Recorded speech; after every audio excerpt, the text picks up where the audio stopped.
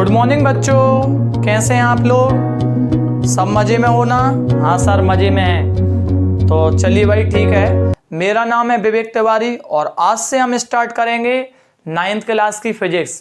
तो इस 9th class की फिजिक्स को स्टार्ट करने से पहले हम ये देखेंगे ये फिजिक्स पढ़ते कैसे हैं सर। चलिए भाई बताता हूँ फिजिक्स कैसे पढ़ते हैं। How to read physics. सबसे पहले फिजिकल क्वांटिटी। फिजिकल क्वांटिटी किसे बोलते हैं? ऐसी क्वांटिटी जिन्हें हम मेजर करते हैं वो सब कौन सी क्वांटिटी हो जाती हैं बच्चों? फिजिकल क्वांटिटी हो जाती हैं। सर हम मेजर किसको कर सकते हैं? मास को मेजर कर सकते हैं, लेंथ को मेजर कर सकते हैं, टाइम को मेजर कर सकते हैं, टेम्परेचर को मेजर कर सकते हैं, वेलोसिटी को मेजर कर सकते हैं, एक्सीलरेशन को भी मेजर कर सकते हैं, फोर्स को मेजर कर सकते हैं, और भी बहुत सारी क्वांटिटी होती हैं। करीबन 150 क्वांटिटी होती हैं, लेकिन 9th में हमें कुछ सिलेक्टेड क्वांटिटीज पढ़नी है, ठीक है। अब इसके बाद में फिजिक्स ने क्वांटिटी को दो टाइप से डिवाइड कर दिया। वो दोनों क्वांटिटीज कौन कौन सी हैं? वेक्टर और स्केलर क्वांटिटी। तो भाई वेक्टर क्या होता है? ऐसी क्वांटिटी, आप लोग सिंपल याद रखिए भाई, ऐसी क्वांटिटी जिनके पास में डायरेक्शन होती है वो वेक्टर क्वांटिटी होती हैं, और ऐसी क्वांटिटी जिनके पास में डायरेक्शन नहीं होती है वो स्केलर क्वांटिटी हो जाती हैं। तो सर ये डेफिनेशन क्या लिख रखी है आपने? यहाँ पर देखिए, they have magnitude and direction. इसका मतलब सर हमें एक्सप्लेन करके बताओ। जल्दी बता देता हूँ फटाफट। जैसे मान लीजिए आपने ये, मैंने यहाँ पर एक एग्जांपल लिया है, force is a vector quantity. ये मैंने क्यों बोला भाई force is a vector quantity? क्या यहाँ पर डायरेक्शन इन्वॉल्व होती है? बिल्कुल होती है बच्चों।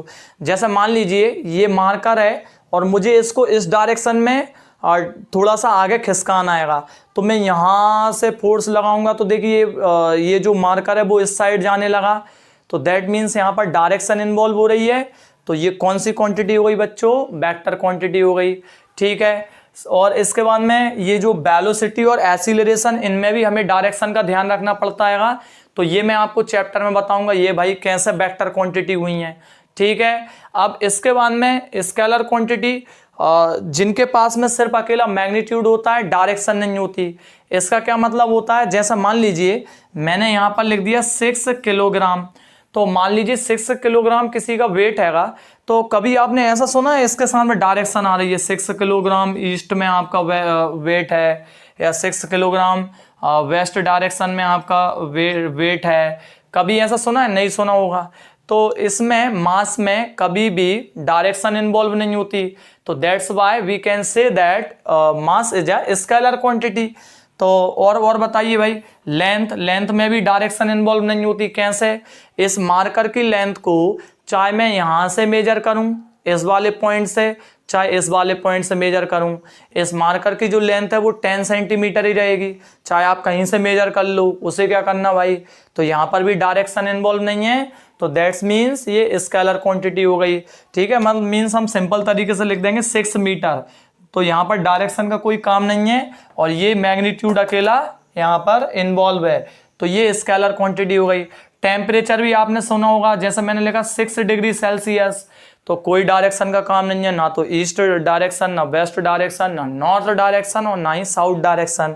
तो भाई ये भी हमारी स्केलर क्वांटिटी होगी। टाइम में भी कभी आपने नहीं सुना होगा कि मान लो 10 सेकेंड है, तो 10 सेकेंड ईस्ट में, वेस्ट में। अरे सर आ गया, इतने एग्जाम्पल मत दो, ठीक है भाई। तो ऐसी क्वांटिटी जिनमें डायरेक्शन इन्वॉल्व होगी तो आप क्या बोलोगे? वो वेक्टर है, और डायरेक्शन इन्वॉल्व नहीं होगी तो आप क्या बोलोगे? स्केलर है, ठीक है भाई। चलो अब इसके बाद में हम आगे बढ़ जाते हैं। यूनिट क्या होती है भाई? ये तो यूनिट यूज होती है फॉर मेजरमेंट के लिए। सर कैसे है बताइए, इसका मतलब क्या होता है?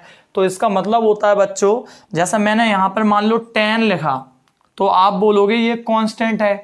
अब मान लो मैंने इसको लिख दिया, यहाँ पर लिख देते हैं, मैंने लिख दिया मान लो 10, तो ये आपने बोला नंबर है। अब मैंने लिख दिया 10 किलोग्राम, तो आप समझ जाओगे वेट की बात चल रही है, ठीक है ना। तो देखो यूनिट लगाने से आपके दिमाग में कुछ और तरीका आया। फिर मैंने लगाया 10 किलोमीटर, तो आप समझ गए सर यहाँ पर लेंथ की बात चल रही है। मैंने लगाया भाई फिर यहाँ पर 12 और 10 सेकेंड, तो आप समझ गए सर टाइम की बात चल रही है। फिर मैंने लगाया 10 डिग्री सेल्सियस, तो आप समझ गए सर ये तो टेम्परेचर की बात चल रही है, ठीक है ना। तो इस तरीके से हम यूनिट का यूज करते हैं। तो फिजिक्स ने क्या हुआ, फिजिक्स ने 3 तरीके की यूनिट यहाँ पर बताई।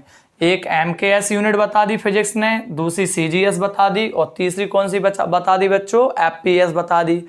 तो MKS का मतलब होता है मीटर, किलोग्राम, सेकंड। CGS का मतलब होता है सेंटीमीटर, ग्राम, सेकंड। और FPS का मतलब होता है फुट, पाउंड एंड सेकंड। अब जैसे मैं मास की बात करूं, मैं 3 यहाँ पर क्वांटिटी ले लेता हूं। पहली मैंने ले ली मान लो मास, दूसरी मैंने ले ली लेंथ और तीसरी ले ली मैंने टाइम। तो यहां पर सबसे पहले हम बोले मास। मास को यहां पर किलोग्राम में मेजर कर रहे हैं, मास को यहां पर ग्राम में मेजर कर रहे हैं, मास को यहां पर पाउंड में मेजर कर रहे हैं। एक पाउंड में करीबन 140 ग्राम या 150 ग्राम, सॉरी भाई रिपीट, थोड़ा मिस्टेक हो गई बाई मिस्टेक, सही कर लेते हैं नहीं तो कमेंट आ जाएंगे सर गलत बता दिया। तो एक पाउंड में करीबन 450 ग्राम के समथिंग होता है, ठीक है। तो यहाँ पर जो छोटे बच्चों का वेट होता है वो आज भी पाउंड में मेजर करा जाता है, ठीक है ना, पता है ना। आप कितने पाउंड के हुए थे सर, पता ही नहीं है। चलो भाई, अब इसके बाद में देखते हैं। फिर इसके बाद में हमने देखा लेंथ। लेंथ को यहाँ पर मीटर में मेजर करेंगे, फिर सेंटीमीटर में मेजर करेंगे और इसमें फुट में करेंगे। जैसे मेरी हाइट ये फुट में बोलते हैं भाई, कितने फुट है, ठीक है। चलो फिर इसके बाद में टाइम, इसमें भी सेकंड में, इसमें भी सेकंड में और इस वाले में भी सेकंड में, ठीक है ना। चलिए भाई सर, अब आपने तो ये 3 यूनिट बता दी, 3 टाइप की यूनिट बता दी, हम किसको फॉलो करें। तो आप देखिए क्या हुआ, यही यहाँ पर प्रॉब्लम चल रही थी कि इसको लें, इसको लें, इसको लें।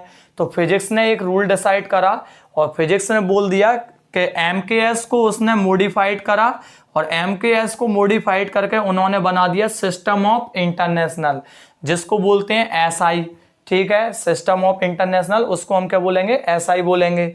तो उसने डिसाइड करा कि आप MKS को ही फॉलो करोगे। SI का मतलब ये मान लीजिए आप MKS ही होता है।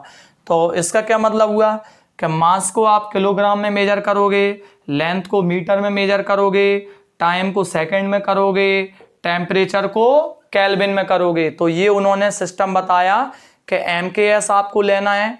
तो MKS में हमने यहाँ पर देख लिया मास, लेंथ, टाइम और भी कुछ क्वांटिटीज होती हैं, लेकिन 9th क्लास में सिर्फ इतनी ही काफ़ी हैं। तो एक और बात और मैं आपको बता देता हूँ, जैसे आप मान लीजिए कोई सा न्यूमेरिकल सॉल्व कर रहे हो, तो न्यूमेरिकल में सेंटीमीटर में है, ठीक है, और ग्राम में यूज हो रहेगा। तो आपको उसे कन्वर्ट करना पड़ेगा कौन से सिस्टम में, MKS सिस्टम में आपको कन्वर्ट करना पड़ेगा। तो जब हम न्यूमेरिकल करेंगे तो मैं इसे सॉल्व करके बताऊंगा, ठीक है बच्चों। तो इस तरीके से आपको फिजिक्स रीड करनी है और कल के लेक्चर में हम करेंगे डिस्टेंस और डिस्प्लेसमेंट, एक्सीलरेशन, वेलोसिटी और भी बहुत सारे टॉपिक्स हैं, वहां पर हम कवर करेंगे। तो थैंक यू सो मच बच्चों, पढ़ते रहिए, मिलते हैं नेक्स्ट लेक्चर में।